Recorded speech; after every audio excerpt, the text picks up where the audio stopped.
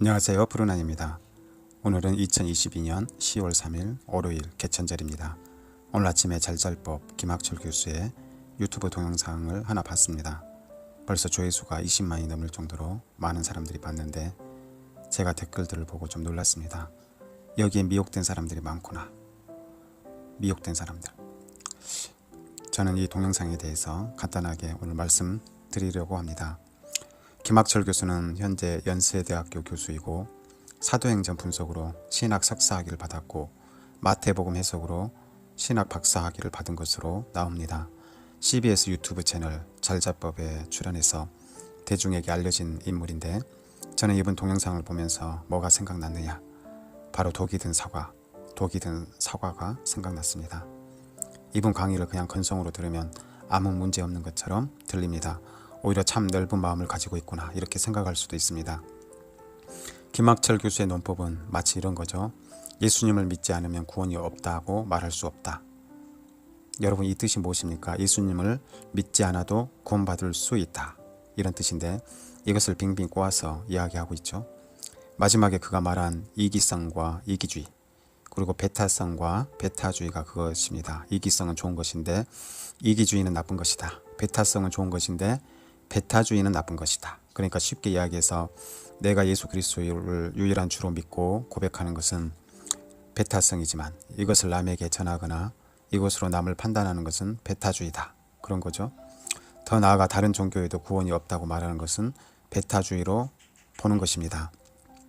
자, 이분이 사도행전 분석으로 신학 석사학위를 받았다고 하는데 이분의 성경 해석의 문제가 무엇인가?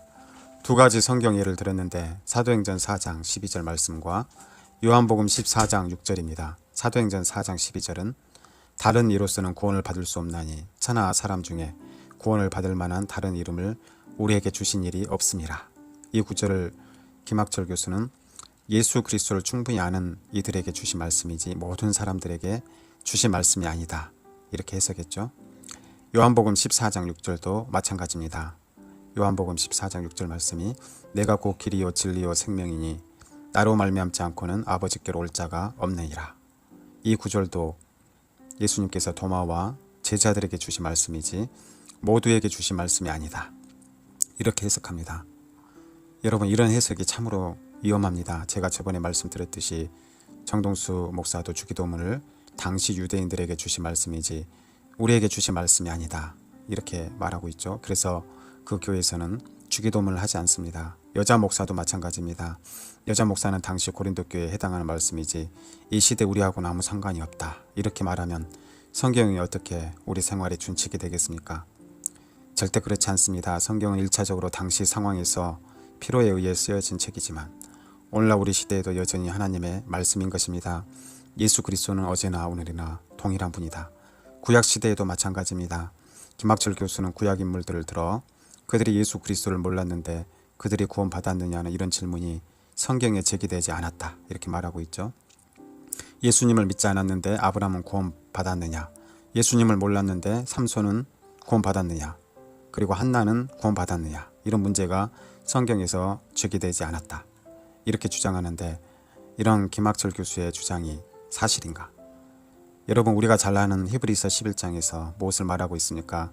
구약 백성들이 믿음으로 구원받은 이야기가 나오지 않습니까? 믿음으로 아벨은 가인보다 더 나은 제사를 하나님께 드림으로 의로운 자라 하시는 증거를 얻었다. 또 믿음으로 에녹은 죽음을 보지 않고 옮겨졌다. 믿음으로 노아는, 또 믿음으로 아브라함은, 또 믿음으로 사라는, 이렇게 계속 나옵니다. 13절에 이 사람들은 다 믿음을 따라 죽었으며 약속을 받지 못하였을 때 그것들을 멀리서 보고 환영하며 또 땅에서는 애국인과 나그네임을 증언하였다. 32절에 내가 무슨 말을 더하리요? 기드온, 바락, 삼손, 입다, 다윗 및 사무엘과 선지자들의 일을 말하려면 내게 시간이 부족하리로다. 여러분, 그러니까 김학철 교수의 예수님을 믿지 않았는데 아브라함은 구원받았느냐 하는 질문은 아주 어리석은 질문입니다. 하나님께서는 구약에 이미 성전 제도와 제사, 율법을 통해서 오실 메시아 그리스도에 대해서 약속하셨고 구약에 사는 이들은 이것을 믿고 구원 얻은 것입니다. 예수님께서도 아브라함이 내 때를 보고 기뻐했다고 말씀하지 않았습니까? 우리도 마찬가지입니다. 우리는 이미 오신 예수님을 믿는 것이죠. 그러나 예수님을 못 본 것은 구약 백성들과 마찬가지입니다. 베드로전서 1장 8절에 이렇게 말씀하고 있죠. 예수를 너희가 보지 못하였으나 사랑하는도다. 이제도 보지 못하나 믿고 말할 수 없는 영광스러운 즐거움으로 기뻐하니 믿음의 결국 곧 영혼의 구원을 받음이라. 그러면 이순신 장군은 구원받았는가? 이런 질문은 누구나 한 번은 해봤을 것입니다.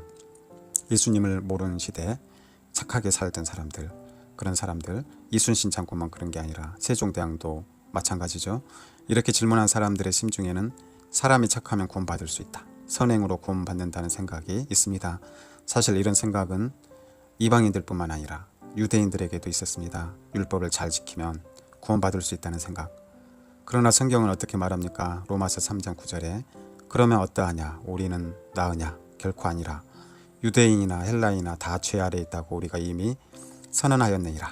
기록된 바 의인은 없나니 하나도 없으며 깨닫는 자도 없고 하나님을 찾는 자도 없고 다 치우쳐 함께 무익하게 되고 선을 행하는 자는 없나니 하나도 없도다. 선을 행하는 자는 하나도 없다. 이것이 성경의 진리입니다. 율법이 있든 없든 다 죄 아래 있다. 그러니까 유대인이든 이방인이든 다 죄 아래 있다. 김학철 교수는 사도행전 17장 30절을 들어서 예수님을 모르는 시대 사람들에게 하나님께서 눈 감아주셨다 이렇게 말하고 있죠. 30절 말씀이 알지 못하던 시대에는 하나님이 간과하셨거니와 이제는 어디든지 사람에게 다 명하사 회개하라 하셨으니 이렇게 말씀하고 있습니다. 알지 못하던 시대, 이 시대에는 하나님이 간과하셨다 이렇게 주장하는 신학자들이 많은데 예수님을 한 번도 들어보지 않는 사람들, 그들이 구원 받았는지 받지 않았는지 우리는 모른다. 하나님의 다른 기준, 즉 양심으로 구원받았을 수도 있다. 이렇게 주장하는 사람들이 있습니다. 그들이 주장하는 성경 구절 중에 또 하나가 로마서 3장 25절인데 이렇게 나오죠. 하나님께서 길이 참으시는 중에 전에 지은 죄를 간과하심으로 간과했다. 이렇게 나오죠. 이런 구절을 가지고 그들은 예수님을 모르던 사람들도 구원받았을 가능성을 제기합니다.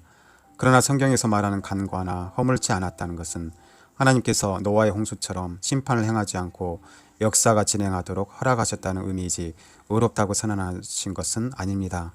구원은 하나님 앞에서 의롭다함을 얻어야 합니다. 이러한 의롭다함은 율법이나 사람의 선행으로 말미암지 않고 오직 예수 그리스도를 믿는 믿음으로 얻는 것이다. 성경이 줄곧 이야기하는 핵심이죠. 여러분, 우리가 예수 그리스도를 알고 믿는 것은 기적 중에 기적입니다. 이것은 우리에게서 난 것이 아닙니다. 우리는 죄와 허물로 죽어있던 자들이었다. 세상 풍조를 따르고 공중의 권세 잡은 자, 지금 불순종의 아들들 가운데서 역사하는 영을 따랐던 자들이다. 우리는 그리스도 밖에 있었고 세상에서 소망이 없고 하나님도 없는 자들이었다. 그러한 자들이었는데 긍휼이 풍성하신 하나님이 우리를 사랑하신 그 큰 사랑을 인하여 허물로 죽은 우리를 그리스도와 함께 살리셨고 하늘에 앉히셨다. 여러분, 구원은 전적으로 하나님의 은혜입니다. 우리의 자유의지에 의해서 우리가 선택해서 받은 것이 아닙니다. 김학철 교수의 말대로 만약 우리의 믿음과 회개에 의해서 구원을 받는다면 우리가 얼마만큼 믿어야 하고 얼마만큼 회개해야 하는가, 이런 질문이 나올 수밖에 없습니다. 우리의 믿음과 회개는 구원의 조건이 될 수 없습니다. 8절에 너희는 그 은혜에 의하여 믿음으로 말미암아 구원을 받았으니 이것은 너희에게서 난 것이 아니요 하나님의 선물이라. 그러므로 이제부터 너희는 외인도 아니요 나그네도 아니요 오직 성도들과 동일한 시민이요 하나님의 권속이라. 우리의 정체성에 대해서 성경은 분명하게 말씀하고 있습니다. 전에는 이랬는데 이제부터는 이렇다. 전에 김수환 추기경이 그런 말을 했죠. 내가 죽어봐야 구원 받았는지 받지 않았는지 안다. 그런데 우리의 구원은 이런 게 아닙니다. 구원의 확신이 없는 경우는 두 가지인데, 하나는 진짜 구원을 받지 못했든지 아니면 구원은 받았는데 어린아이 상태든지, 둘 중 하나입니다. 구원은 우리가 무엇을 해서 얻는 것이 아니죠. 에스겔서 36장 25절에 말씀한 대로 또 새 영을 너희 속에 두고 새 마음을 너희에게 주되 너희 육신에서 굳은 마음을 제거하고 부드러운 마음을 줄 것이며, 이렇게 약속하신 대로 전적인 하나님의 은혜로 성령의 역사로 우리의 구원이 이루어진 것입니다. 내가 다른 사람들보다 잘나고 착해서 구원받은 것이 아니기 때문에 나에게 자랑할 것이 하나도 없다. 말을 마치겠습니다. 우리의 구원은 오직 예수 그리스도입니다. 예수님만이 길이요 진리요 생명이 되며 다른 이로서는 구원을 받을 수 없습니다. 여러분, 김학철 교수가 아무리 세상적으로 뛰어난 사람일지라도 그 사람 말만 믿고 따라가서는 안 됩니다. 아무리 맛있게 보이는 사과를 할지라도 그 안에 독이 들어있으면 어떻게 되겠습니까? 우리는 하나님의 말씀을 혼잡하게 해서는 안 됩니다. 종교다운주의, 혼합주의를 주의하기 바랍니다. 이상 푸른한이었습니다.